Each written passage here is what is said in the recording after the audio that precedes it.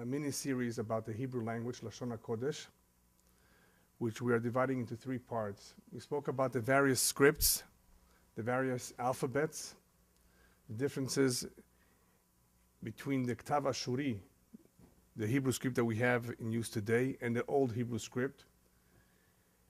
And I explained how the world, according to our tradition, was created in Lashon HaKodesh as the first language. And the Ktav Ashuri is the script, the holy script, that is in use today, which was also used to write the tablets. According to most opinions, HaKadosh Baruch Hu wrote the Aseret HaDibrot, the Ten Commandments, in that script. We spoke about the various alphabets that existed in the world, the evolvement of those alphabets over time, including Ktav Rashi and so forth. Amongst the Jewish people, various scripts have been used in addition to Ktav Ashuri. However, what's more important than the alphabet is the language itself. The language is called the holy language because it is the language in which the world was created. And what we're going to be doing tonight is speaking a little bit about this unique language. And next week, B'ezrat Hashem, will be the third part of the series, where we'll actually take apart every letter of the alphabet and see for ourselves how it is unique. It is not just man-made. It is not just symbols to describe various sounds that we make in communicating, but it is actually composed of all kinds of ideas. And not only does every letter represent something special and unique, but when we start putting the letters together, it actually makes sense why, for example, an elephant is called pil. Why is it made up of the three letters Pei, Yud, Lamed? So next week is a fascinating topic, and I will also include for the first time ever, I've never done this before, the pronunciation of every single letter according to what it was originally. Approximately, we don't know 100%, but approximately how the original pronunciation of every letter and vowel was. Because unfortunately, because of the Galut, today we have the Ashkenaz pronunciation, the Sephardic, the Yemenite, and so forth. So as we go through every letter of the alphabet, we'll talk about the significance of them, how they are used to create words in a very unique way, and the pronunciation. But today is a very fascinating topic. It's one of the most incredible topics ever that I've ever discussed. Tremendous amount of work and research went into this. And Baruch Hashem, I was able to find other individuals who have done some work on this, so I did not have to reinvent the wheel. I was able to use some of their examples, which I will include tonight, in proving a very important point, a point that is being argued upon by linguistics, or linguists, I should say, linguists who study languages. There's a concept called monogenesis. Monogenesis is a fancy word to describe the mother of all tongues. Is there such a thing? Now, for those who do not believe in creation, they have a hard time. They really have a hard time explaining how did all the languages all of a sudden evolve? And we have so many. That couldn't have been by just evolution, like they claim man came about by evolution. Language in itself just to come up. I mean, how did they all decide on talking in a certain way? So, according to most linguists, it is a mystery. To them, it's a mystery. They don't really have an answer. They don't want to say that it all comes from one language, because if it is, they have a hard time figuring out what that language is. And you will see why it's not easy to figure it out unless you're willing to make certain assumptions, or unless, like the Jewish people, we have a tradition that everything does come from one mother language, and that is Lashon HaKodesh, that the world was created in this language. It is the first language from which all the languages came. And as I partially explained last week, this all came about, the beginning of the changes that affected languages was in Babylonia. That's where the word Bavel comes from, Kisham Hashem Balal. That's where the languages were confused. That is where they were mixed up. And little by little, they started changing more and more. So, what do we have today? Today, we have language families that everybody agrees on. that if you study languages, you will find certain similarities. Now, you may not be able to clearly see the names of the families here, but you may have heard of Indo-European languages. Even Persian and English are related because they both belong to the Indo-European language family. They may not sound the same. They're very, very different in syntax, in how you put together words. Persian, for example, has the verb at the end, where English doesn't have that kind of speech. Right? There's various differences in how to put together words. Nevertheless, they belong to the same family. They are related. Linguists are able to see certain similarities between the languages, and I'm going to share with you quite a bit of those similarities, because the most fascinating part of the similarities is that you can actually see, sometimes more easily than others, how they all come from the original root in Lashon Hakodesh. Because when we talk about a root, we're talking about the 2-3 basic letters that always exist, more or less. But then there's additions that were added to the word or to the root. So we're going to go through various rules in linguistics. So it's going to be a little bit of a course in linguistics, where we're going to learn about the etymology of words. The etymology meaning, where is a word derived from? There is an etymology dictionary of English words, and you will see many words in English coming from Old French, coming from Latin, coming from Greek, and so forth. And many words that they don't know, that they have to guess. There are words, of course, today in the English language that are borrowed from Yiddish, like chutzpah, right? Many words have come into many languages today that are borrowed. So if we recognize the word as a borrowed word, then we know that that's not original English. It's borrowed from another language.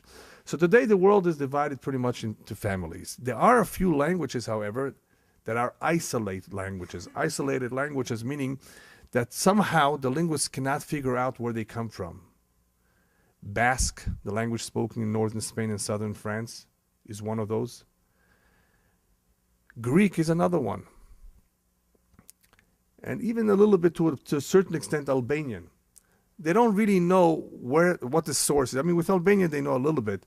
There are some languages that they don't fit into anything else. I mean, we know the Romance languages, right? French, Spanish, Portuguese, Italian, and Romanian, the main ones. There's a few others.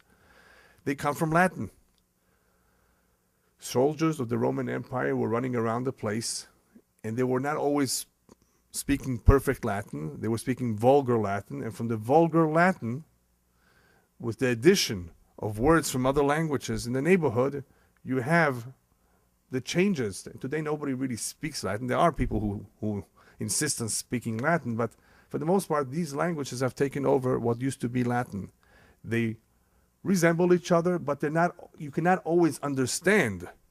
In other words, they're sufficiently different that they're not necessarily intelligible. Some of it yes, some of it not, depending how much one may have had exposure to them. And we'll talk a little bit more about dialects too.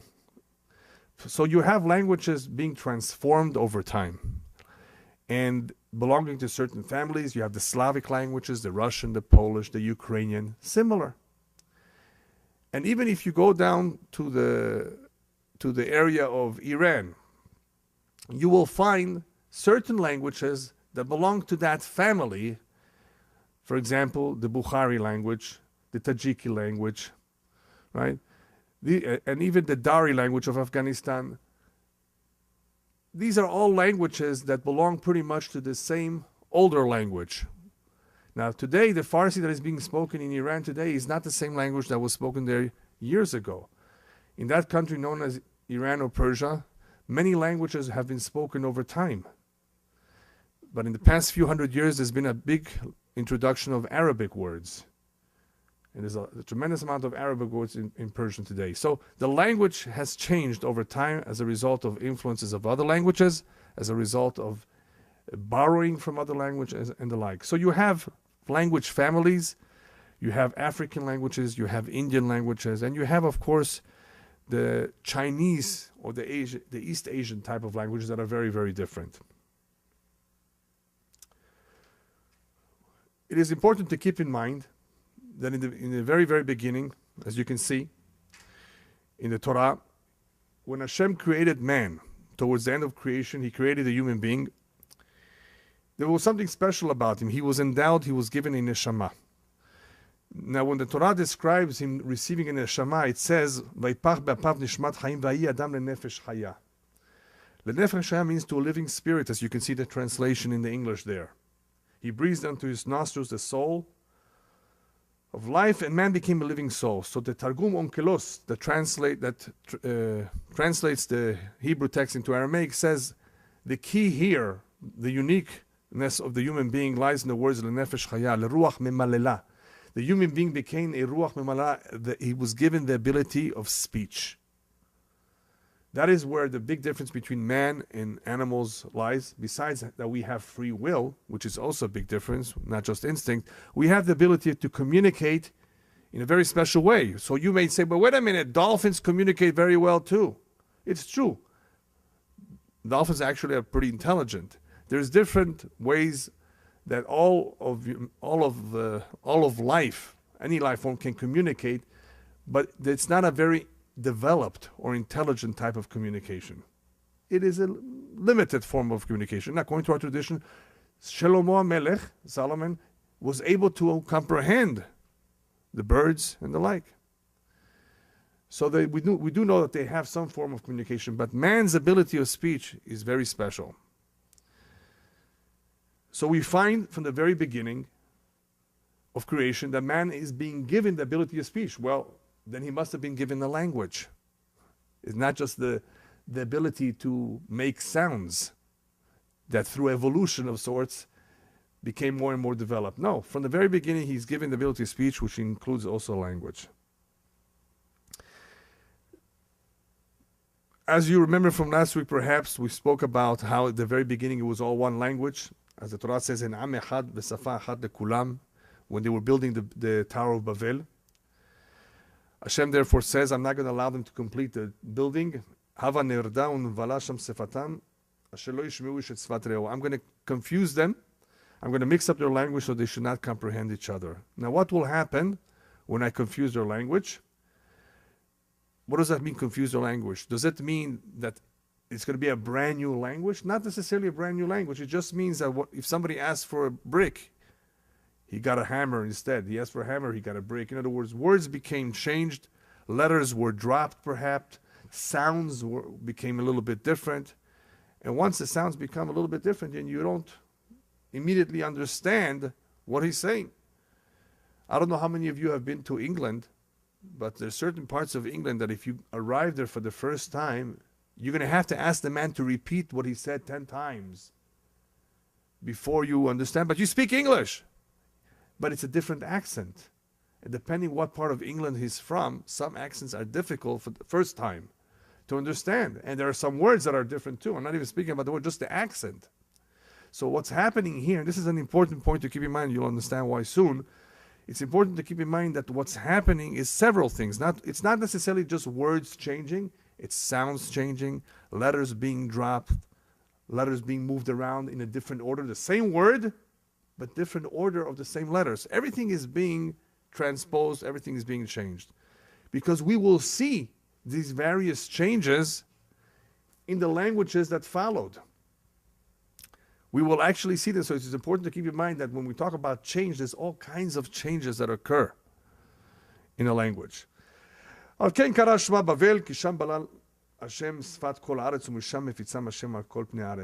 where Hashem mixed up the languages, and from there he scattered them all over the world. Now that's also another additional point. He scattered them. And what happens when he scattered them all over the world? We find in describing the various families during the time of the Mabul, especially after the 3 sons of Noah come out, they are the only survivors, they form new families. It says very clearly that from the children of Noah, from these, the islands of the nations separated in their lands, each one to his language according to their families in their nations. So what we're seeing is, little by little, there is already mention of languages being formed or being developed in various parts of the world because they're all being scattered, each one with his language. And according to tradition, you may have heard the term 70 languages. Well, those 70 languages could have been the original 70 that in the very beginning were somewhat similar. They even sounded alike. Many of the words were the same, the very first languages, like Aramaic, as you will soon see. Aramaic was one of the first languages that evolved from Lashon Hakodesh, so therefore it's more similar. But as they're being scattered and they're going farther and farther and farther from each other, there's going to be greater and greater changes. Why? Why is there going to be greater and greater changes in the future without borrowing from other languages? Without borrowing, there's going to be much more change because geography, distance causes this change. People who live in New York don't speak the same English that you do. We live in the same country. Their accent is different. Some of their terms may be different. Now today, there is more similarities because there's radio and there's TV. There's all this mass communication that allows everybody to hear each other. But people who grew up here, people who grew up there, for the most part, will speak differently. Distance, somehow, and it's not very well understood why, but I personally believe that in the same way that our tradition says that the geography affects the looks and the appearance of people, how do you look depending on where you were born, the same thing, somehow the climate, the mountains, the geography, the location of where people are somehow affects their mode of speech. And this was true even with one of the tribes, Ephraim. They had a hard time saying shibolet. They said sibolet. The sh, they couldn't say sh. They said s. And this problem in linguistics still exists today in Japanese, for example, between the L and the R. Now, there are some sounds that some peoples have a harder time pronouncing. I mean, in the English language, you don't have the het. You don't have a het or ein in English, right? So there are certain sounds that are always going to be lost over time, and I'll talk about that next week. What happened to original het and ein? Why the Ashkenazim don't pronounce it that way? But we're seeing that because of the geography, dialects are being formed, and that's what dialects are. Dialects means that you have a language that eventually evolves little by little, becomes a little bit different, but still, you can recognize that who the mother, or what the mother tongue is. Which one is it? We find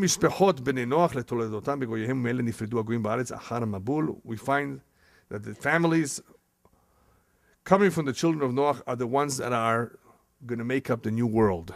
The whole world has been destroyed. So everybody that is alive today comes from either Shem, Ham, and Yafet. Ham, for the most part, is the African continent. Shem are the Semites, which was mostly the Middle East and Asia Minor. And Yafet was Europe.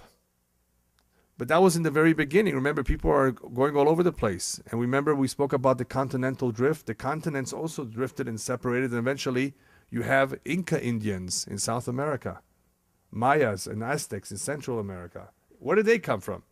Eventually, the continents drifted, of course. People moved, people traveled, and they got to where they got to. And took with them the language, of course. And at some point, what's happening at some point is that we're losing track of the link of where this language comes from, because you're having certain peoples or certain civilizations destroyed, erased, forgotten. So that link is missing. Why is this important to know? Because today, the majority of the languages today are several generations removed from the very beginning. So if we're going to try to take a language like a new language like Irish, which is not such a new language, and try to figure out, well, let's see if we can find where the similarities are between Irish and Lashon HaKodesh. There have been several languages in between Irish and Lashon HaKodesh. And some of them we know, some of them we don't know. So if we're missing a link, it's going to be harder unless we follow certain rules. If we follow certain rules, we'll be able to figure it out. But even if you follow certain rules, I have some news to tell you. It's important to keep in mind, and that's what the linguists don't completely appreciate. Even though I'm going to prove to you, to some satisfaction, that all the languages come from Lashon HaKodesh, you may ask, well, there's so many words that you can't prove. Well, of course not. Why? Several reasons. First of all, sometimes a particular term may have more than one word, more than one name, more than one way of describing it. Take Japanese and Chinese, for example. A lot of times when they are describing an animal, they're actually not using a name that they took from some other language. They're describing by the 24 strokes of making that picture. 24 strokes sometimes to make a picture. They're describing that this animal eats grass and chews it and does what it. They're putting together all the actions and functions of this animal to describe. Now, they could have borrowed the name from some other language. For some reason, they didn't. Days of the week. Many languages call the days of the week based on astrology. You know what Monday is? What's Monday? Monday is the day of the moon. Lundi, lunedì, lunes, in the Latin languages, right? These languages chose to use these names of the 7 main planets to describe the days of the week, because each one of those planets rules the first hour of the day of that particular day. And we agree with that in Judaism. We know that too. But we don't use those names. We use Yom Rishon, Yom Sheni, Yom Shlishi. Same thing with Arabic, right? Different, and there are some languages that have different ways of calling the names of the days of the week. Portuguese has a whole different way of calling the days of the week. Nothing to do with astrology. It has to do with the markets, with the days of the market. So therefore, you can have a particular word describing something that is not necessarily derived from an old proto-language. And therefore, you won't see the connection to Hebrew from this word. What does Monday have to do with Yom Sheni? Nothing. It's not supposed to have anything because they decided to call Monday something else. Now, hopefully, what we're going to do is we're going to put together a list of the most common words that we know for sure existed then. And I say existed then because the telephone did not exist. So most languages today have no choice but to call it telephone, pronouncing it differently. Take the word banana. If you look up a dictionary of 26 languages or 100, however many languages you want, and you look up banana, guess what you're going to find? Most of the countries in the world, most of the languages will call it banana or something like that. Why? Because they didn't have it. They didn't necessarily. Bananas didn't grow in Sweden. So how are they going to call it? You know? Unless you take somebody who's into languages and wants to make a new word. He's such a patriot of his language, like there have been some in France and in Israel who wanted to make a real Hebrew word for telephone. And you know what they called it? Sachrachok. Sachrachok means conversing from a distance. There's even a word for pajamas. If you use it, they won't understand you in Israel. But there's a word. It's called namnemet, to drowse off. There is a word that entered the Hebrew lexicon today in Israel. And it's the word for check. If you go to a bank and you want to give a check, cash a check, they'll understand what the word check is. Anybody know the real Hebrew, modern Hebrew word for check? Huh? No? Mazeh, what? Hamcha. Yofi. So if you want to speak correct Hebrew, modern Hebrew today, you say Hamcha. They'll understand you most, but not Olim Chadashim. Newcomers to Israel won't know that word. Anyway, there are always new words being formed intentionally. Yes. And for whatever reason, a lot of words in various languages were chosen for whatever reason. Not necessarily are they derived from Lashon Hakodesh. So therefore don't make the mistake of thinking that every single word in every single language, somehow I have to be able to figure out how it's connected. No, not necessarily. Languages have changed in many ways. Yeah. But Hashem knew that there was going to be a telephone one day, so right. There should be a Hebrew word for it that's the real Hebrew word for it, right? Not necessarily. You know how many words are in the English language today? Over 600,000, they say. There's so much computer terminology, so much stuff in the medicine field. But what are you going to call it? So there's always new words.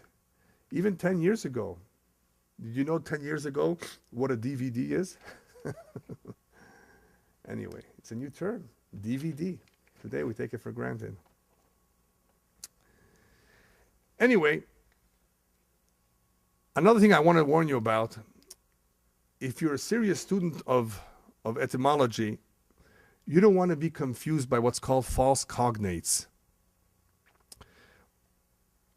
What's false cognates? Phonology is the study of sounds. Sounds are important because we're going to be looking at certain similarities in sound. But the problem is that it's not always going to help us because, as I said before, letters are dropped, letters are switched. So the sound is not going to help us too much. But what happens sometimes that you have to be careful with is false cognates. What's false cognates? Words that sound the same in two different languages. Great! They must come from each other. You know what the typical example is? Anybody who speaks Farsi will understand. How do you say bad in Farsi? Bad. You think that word comes from the Farsi word bad or the Farsi from the English? No way. Has nothing to do with each other. It's a coincidence, yes. That's a real coincidence. It's called a false cognate. False. In other words, don't be misled to think that bad in English, which means, which is bad, comes from the word in Farsi, bad, which is the same thing. It's exactly the same thing. But that's not the case with father and mother. There are many words, because what did we say before? Farsi, Persian is an Indo-European languages. There will be words that are similar. There will be things that you will find that are similar between them. Anyway, as we going on and reading the Torah, we find later on with the story of Yaakov an introduction to Aramaic. Vaikralo Lavan Yegar Sahaduta v'Yaakov Karalo Gal'ed. So in the Torah itself, you don't have to go to Sefer Daniel, which has a lot of Aramaic, or Ezra. Just go to the Torah itself. You will find here and there words in another language. The Torah is Lashon Hakodesh, but the Torah is already recognizing at this point in the history, close to 2,000 years, about a little over 2,000 years after creation, that Aramaic is in use. In what area of the world? In Syria, in Iraq, in certain parts of Iraq. Lavan calls this pillar of stones Yegar Sahaduta, which is an Aramaic term. Yaakov calls it Gal Ed, a pillar that is testimonial of their covenant, of their agreement. So here in one pasuk you have a translation into another language, a close relative of Hebrew. Gal Ed and Yegar Sahaduta. Okay. I was going to put you a list of all the languages in the world, and I decided that we don't have the time to go through them because there are over 5,000. If you want to know how many languages there are in the world today that are spoken by some people, even by a few people, there's, I think, actually a little over 6,000, 6,700, 6,800. I don't remember the last count. I'll tell you why it's not so important. Because many of them are dialects, different forms of the same language, so they're not really true languages. Some of them are not spoken by too many people. So we still have many, many languages. What I did over here is just put together a few slides of which languages were being spoken early on, and they're more or less the timing in history based on when they were discovered, tablets of things that were written in those languages. You have in the very beginning, you have the Sumerian languages, you have the Egyptian, you have the Akkadian, of course, you have the Hittites, the Canaanites, Ugaritic, Old Chinese. Yes, Old Chinese. It's one of the early languages, but not in the very, very beginning, but it's already appearing about 1,000 to 1,400 BC. It was before the Common Era. Then you have Phoenician, Aramaic, even though I don't agree with this chart. I think Aramaic was much earlier, and so was Hebrew. But remember, this is not being put together by a Jew, this table. Aramaic and Hebrew were much before the rest of them. But that's when they're seeing information being written in those languages. Phrygian, Moabite, Ammonite, Etruscan was a language that was spoken in Italy before Italian came to be, before Latin even. Then you have Thracian, Old Persian, later on which became Avestan, the Avestan language. You have the Gez language that's spoken in Ethiopia, which is also an old language.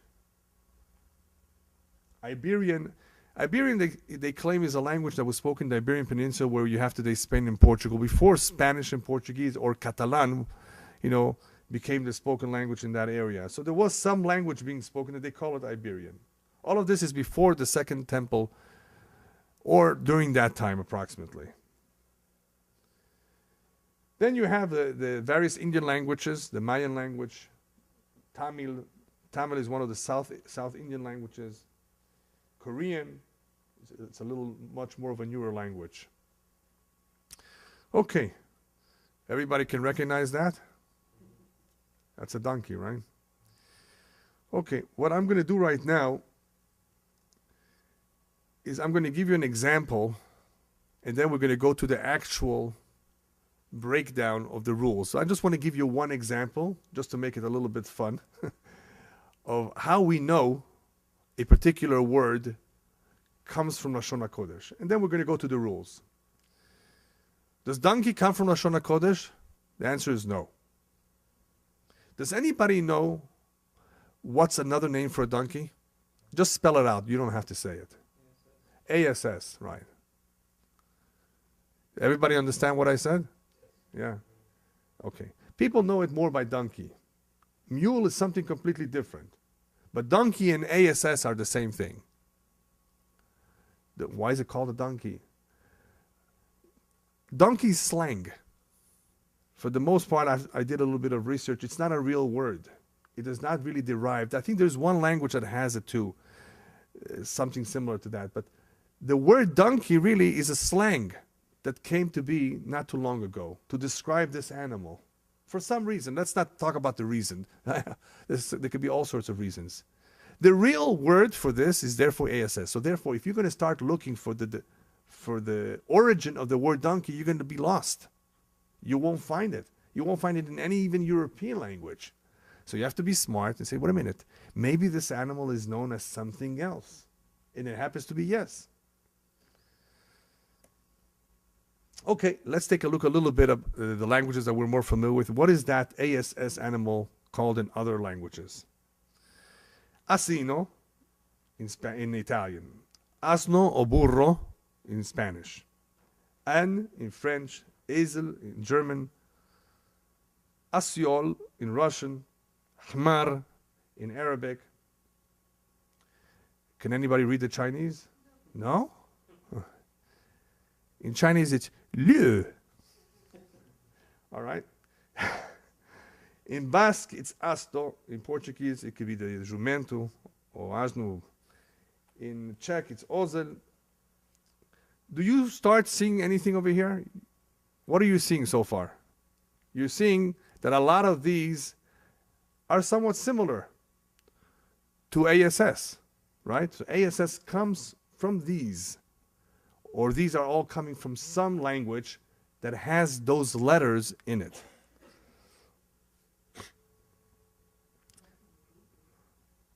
Anybody know in Farsi how you say a donkey? Oh, because you saw it. Huh? How do you say Farsi, in Farsi, donkey? There's no other word for it? Aton. Aton. You didn't hear that one, no? Okay. There are various words in Farsi for, but this one is the more common one, that's why I put it in. Okay. In Swedish, it's osna. Okay. And in Hebrew, of course, hamor.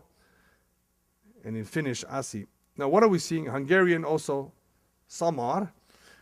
And there's more languages, but this is enough for now. Actually, Kyrgyz, Mongolian, and Turkish, which they have a similar way, they call it eshek. Okay, fine. The question right now is, can we see from this any connection to Lashon HaKodesh? If you don't know the rules, you can't easily see. But if you know Hebrew Lashon HaKodesh very well, you say, well, wait a minute. I just thought of something. There's another word for hamor in Lashon HaKodesh. A female hamor. Anybody know? Aton. Aleph, Taf, Vav, Nun. So therefore, who's to say that you're going to find a derivative of hamor, which is difficult to pronounce for those that don't have a het? Maybe they will call it the female donkey, Aton. And guess what? All these languages who have ASAL or ASN is Aton. You're going to see the rules that make it so. But can you already see what I'm talking about? Could you already see what I'm talking about? That all those that have Azel, or Asi, or Asal, or Asna, right? They're all from Aton. It's the same root. Aleph, Taf, Nun, ASN. Because that's the root. So forget about the last vowel, the first vowel. Look at the root. And the root is going to be 3 letters. Okay.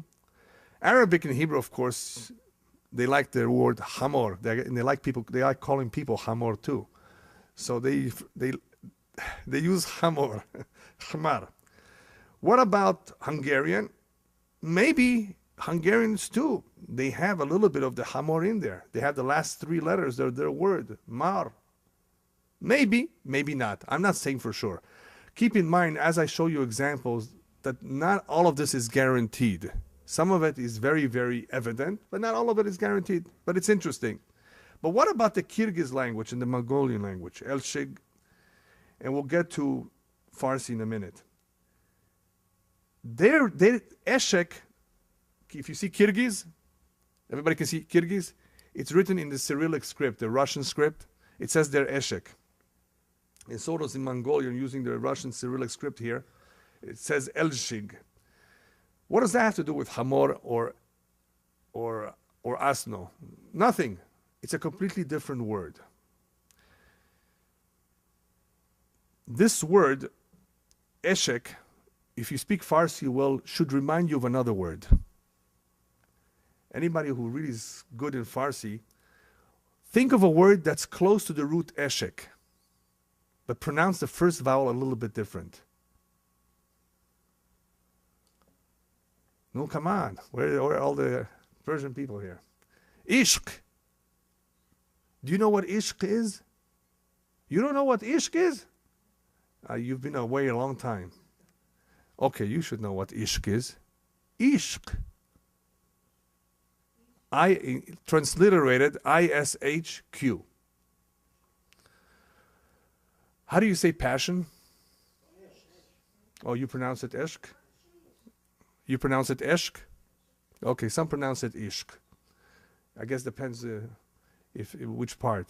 Ishq or eshk. But you still should have figured it out because it's eshek. Not enough time. Okay, so what's eshk? Passion. It's a deeper love, not just love. When you want a deep passion, you use the word eshk, right? You know where the word eshk comes from? No. From Lashon HaKodesh, there's the word tshuka. Cheshek. It's all part of the same thing. Cheshek, tshuka is a passion. It's all the same thing. That's for sure the same root. It could be, this is my idea, the reason why these languages are using eshek or elzhig, it could be that they are trying to describe this animal that has a big appetite.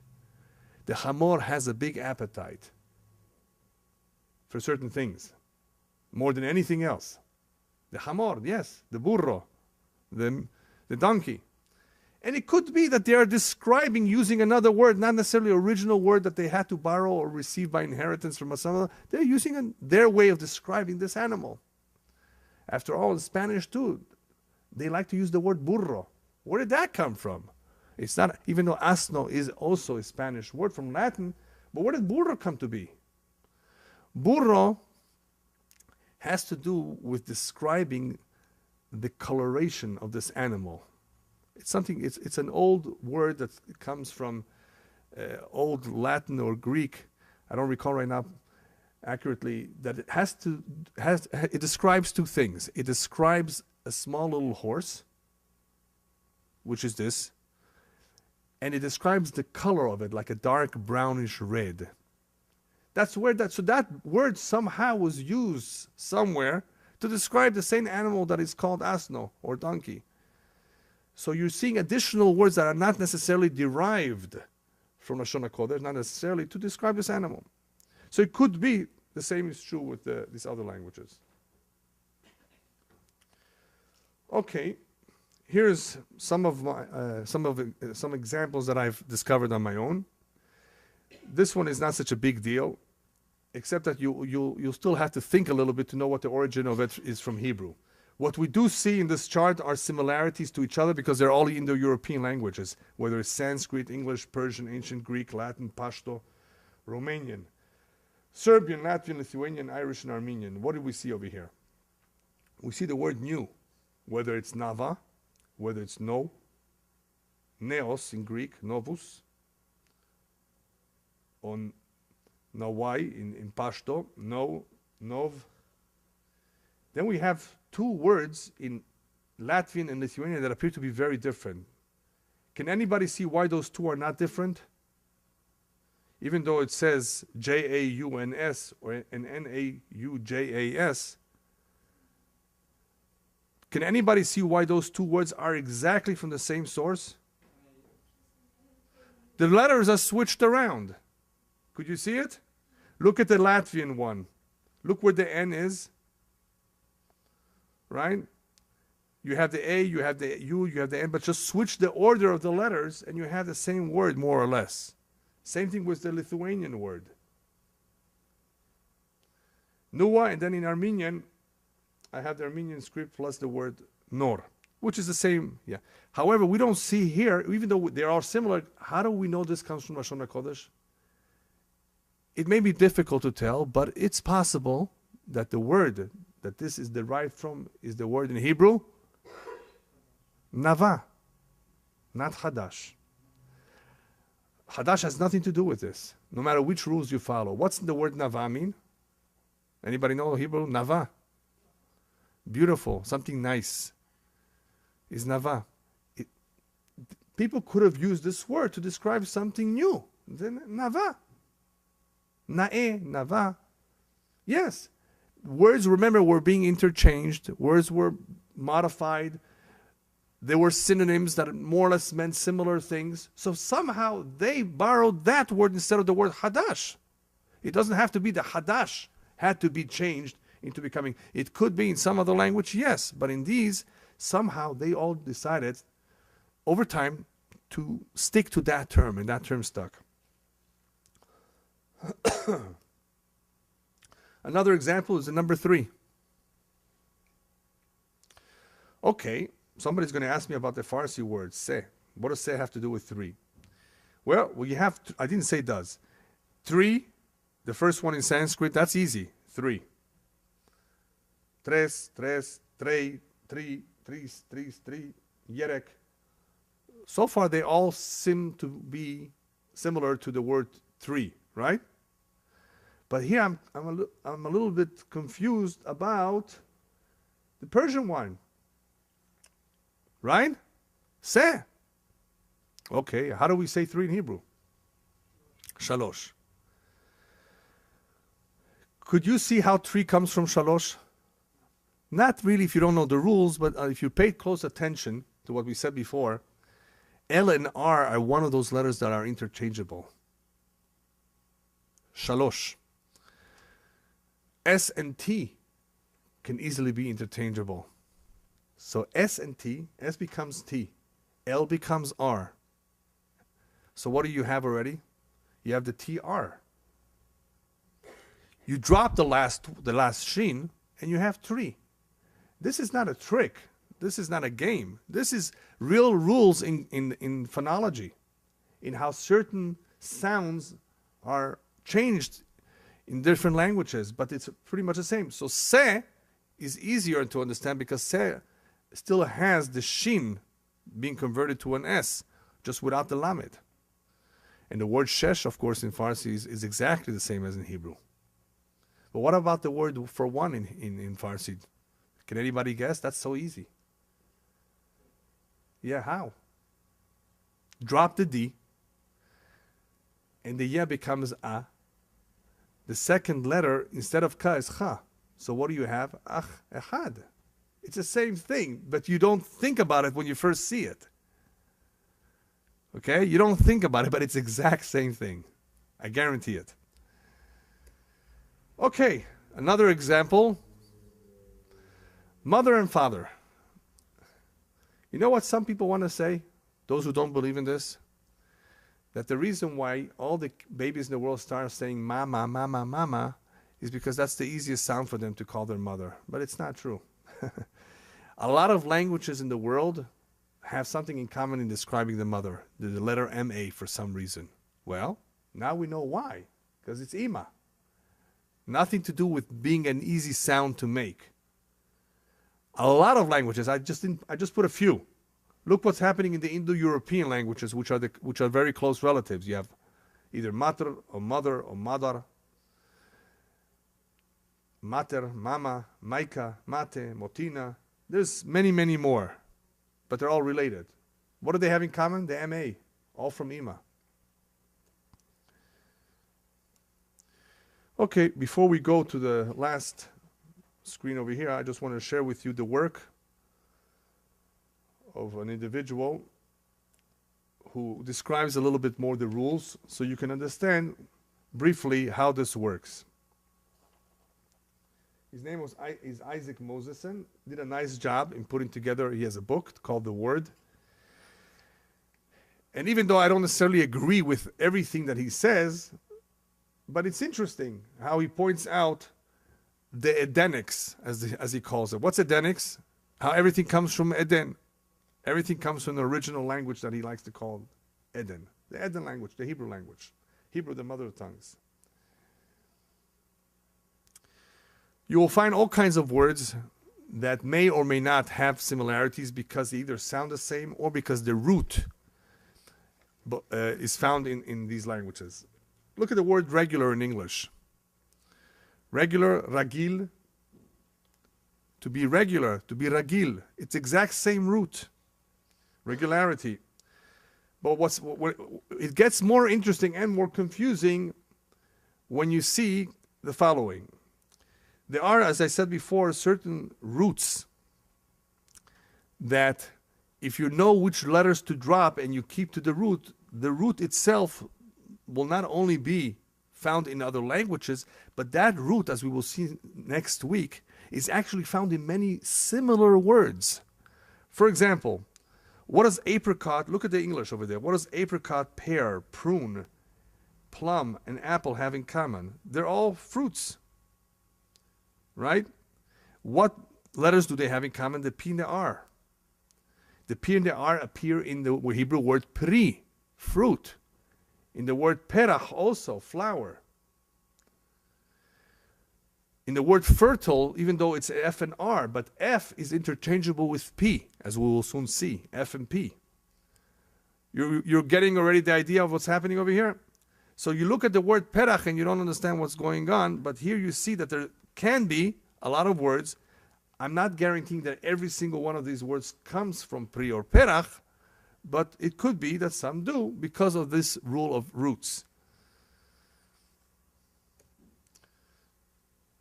Kelev. Rabbis tell us, why is he called Kelev? Ki kulo lev. He's all one piece of heart. He's the best pet. He's very devoted. He's all heart. Lev. Kulo lev. So the word kol, all, whole, can be seen in the word kol. Lev, love. Not necessarily, but it's interesting.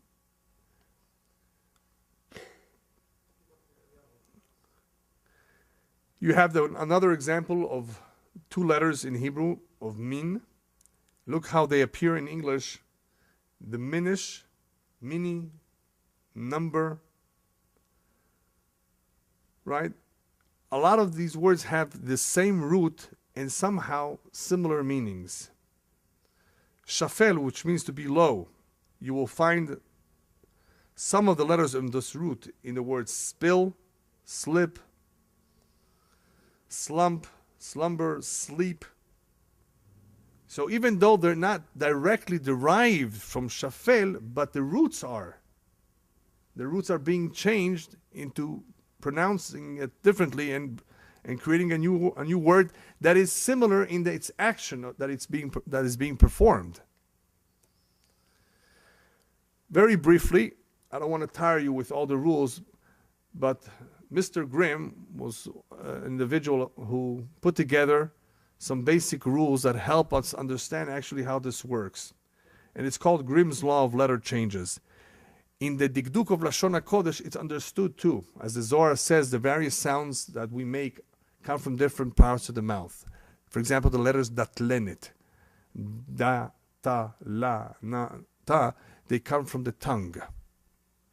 Right? Bumaf, bet, vav, mem, pei come from the mouth. Then you have aleph, het, ain, that comes from the throat, otiot groniot.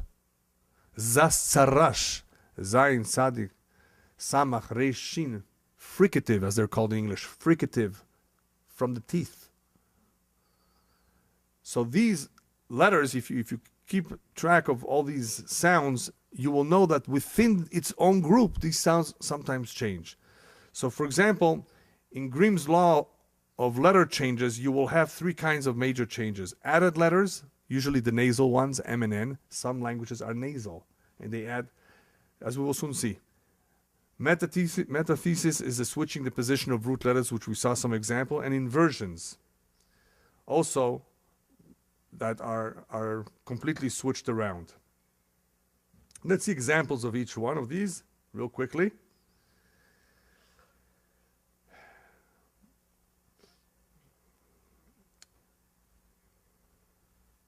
Added letters, as I said before, is N and M's are usually tend to be or other nasal letters that are added in the various Latin languages. He has an example of the word arrange, which comes from orech, which means to order or organize. Similar roots, but there's an extra N there. So if you drop that extra N, you are able to see a little bit better the root of orech. Possibly. The CH, remember, is a difficult sound to make in English, so it's being dropped. Could be, possibly. Let's go to another example. The switching of the letters. Even in the Torah, you will find keves and kesev, the same word for sheep, but sometimes written keves and sometimes kesev. So that also happens in other languages too, where there's a switch in the order of the letters sometimes. Inversions. As he points out over here, the combination of two Adenic letters creates sound and sense in all human words, but not the conventional order in which they are spelled. So you may have things that are completely switched around than they first appear in the original language.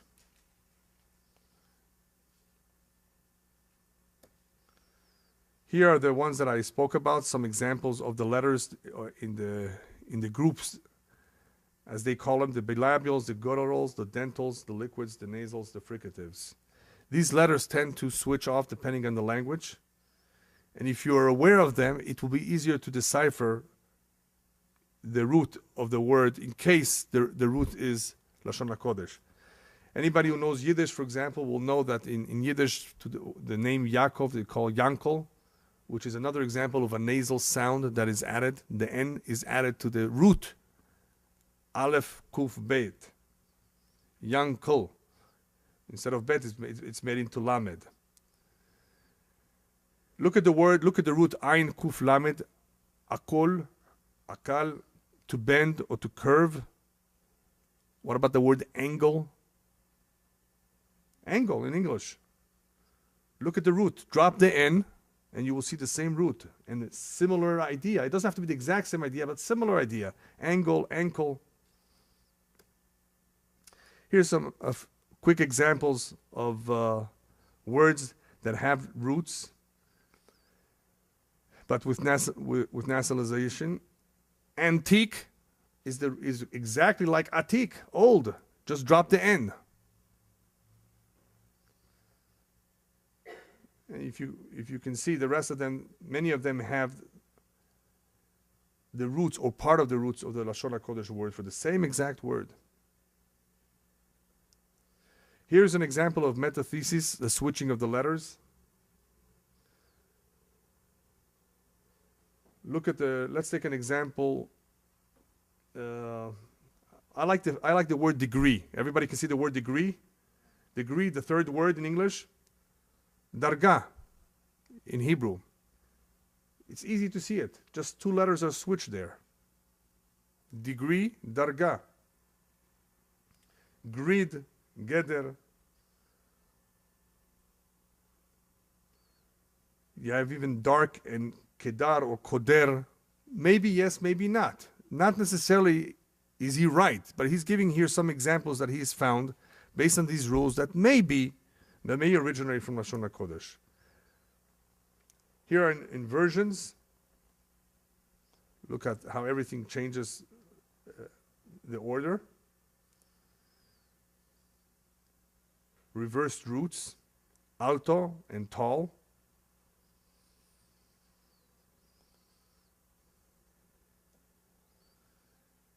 And this one, of course, is something that he decided to add, that in the English language, the English dictionary, they don't want to admit that the word to babble comes from Babel. But apparently it does, or could be. They don't know what the origin of this language is, of that particular word is. Goliath. Look at the word Goliath. There's a word colossus that possibly takes from this word, Goliath, meaning a giant, a tall person. Same thing with Og. Og appearing in the words huge, ogre.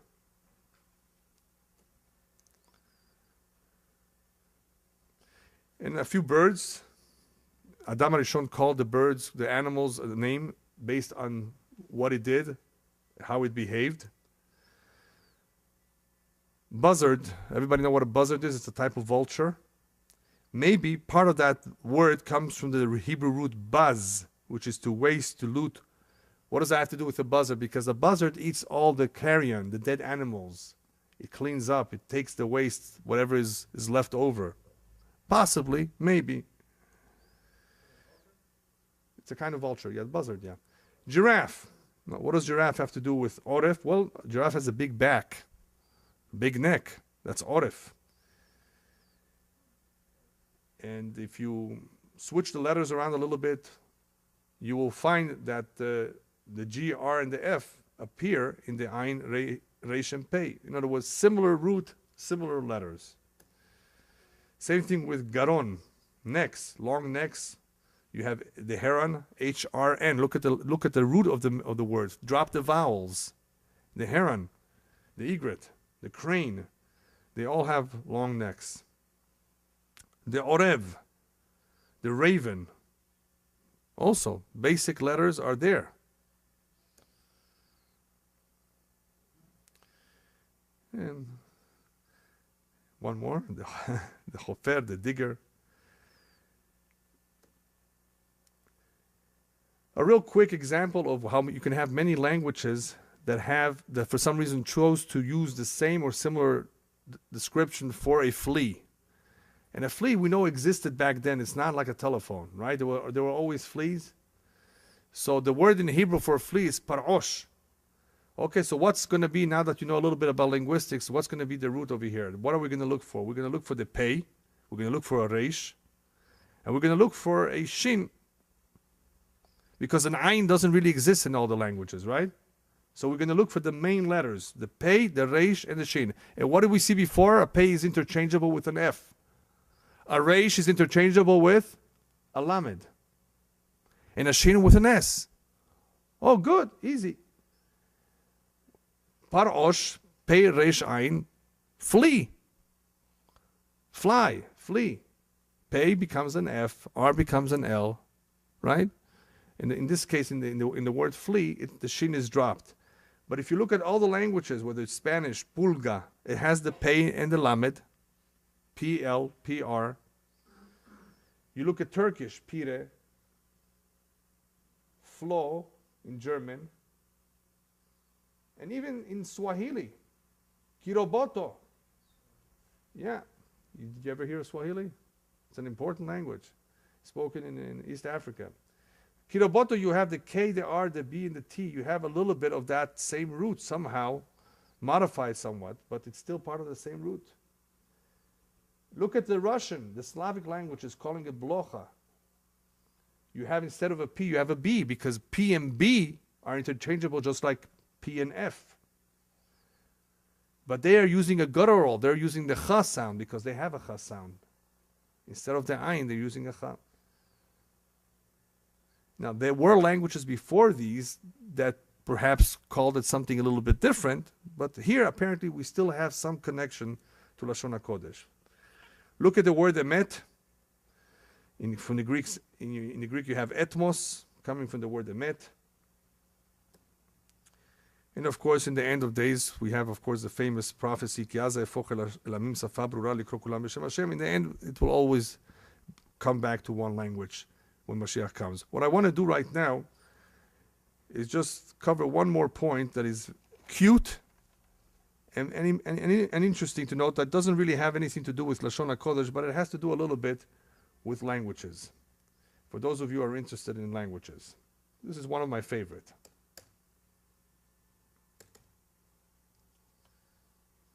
Can everybody read it? Maybe I'll make it a little bit bigger. 1 second.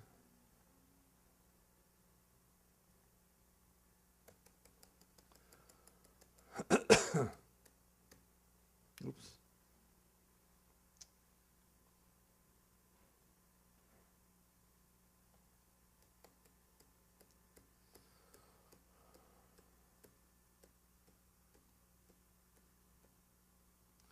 Okay. Mumagamaga. Can everybody read the word? Mumagama gama. Mumagama gama. What? Yeah? That's a real word in Swahili. Remember Swahili? And what does it mean? It means someone who habitually loses things. You know people like that? Mumagama gama. Mumagama gama. Anyway, why did I include this? Languages, as much as they may be derived from other languages, as much as they may sound alike, they're unique. You cannot always translate from one language to another, even if you know both languages well and you know the context. You have to know the context and you have to know both languages well in order to be able to translate. Because what's happening in conveying ideas, language is not only about communication, it's about conveying ideas. Some languages have certain ideas that are difficult to convey in another language. It doesn't exist. And a good example that Zalman you'll recognize is Yiddish, shlumil and shlumazel. Do you know what a shlumil and a shlumazel is? Okay. There are two guys going down the hall. The shlumil carries a cup of tea in his hand and he spills it on the shlumazel. So the shlumil is the one that fell, that wasn't careful, and the shlumazel is the one that had the bad luck of having it fall on his pants. And you say to his, and if you ask somebody that knows Yiddish well, ask him, where does shlumazel come from?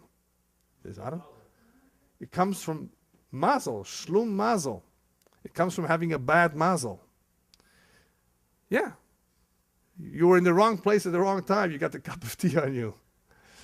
Anyway, Yiddish is an incredible language. It's a Jewish language that, even though it comes from German, real Yiddish, pure Yiddish, that was evolved about 1,000 years ago, and it contains about 90% of Old German, 6% Hebrew, and 4% Slavic words. Depending on which country in Eastern Europe you came from, whether it was from Poland, Russia, Hungary, Romania, or Czechoslovakia, they had different words for different things, but most of it was based on the older German. It became a Jewish language because the Am Yisrael, even though they were dispersed in the Galut, and they did not really use Lashon HaKodesh, and many of them have forgotten Lashon HaKodesh, they still wanted to speak their own language. Unfortunately, the United States of America is one of the only countries in the world that the Jew does not know to speak a Jewish language. He speaks English. And Iran too. Not everybody spoke a Jewish language. there was what they call a Jewish Persian, but not everybody spoke it. Just like there was a Jewish Spanish, Ladino. There were Jewish forms of the language in the country. That's what Yiddish is, right? It's important for the Jews to have their language, their words, their way of expressing themselves. And that is one of the ways of preserving their identity. Language was always important. One of the ways that unfortunately people begin to assimilate to the ways of the Goyim is by beginning to speak their language, by beginning to dress like the Goyim, by beginning to adapt their customs. So what I try to do over here, of course, is not only to show you how everything comes from Lashon Hakodesh, grammatically, lexically, linguistically, but ultimately, Lashon HaKodesh is the first and most important language of all. That's a language that we should learn, that we should know well. It's the language that the Malachim understand. One who prays in Lashon HaKodesh, his prayers are more effective. They are heard, even if he doesn't understand what he's saying. He therefore pays to learn Lashon HaKodesh because Bezrat Hashem very soon, that will be the universal language. No more French, no more Latin, no more Anglo-Saxon. It will be Bezrat Hashem, Lashon HaKodesh. Amen.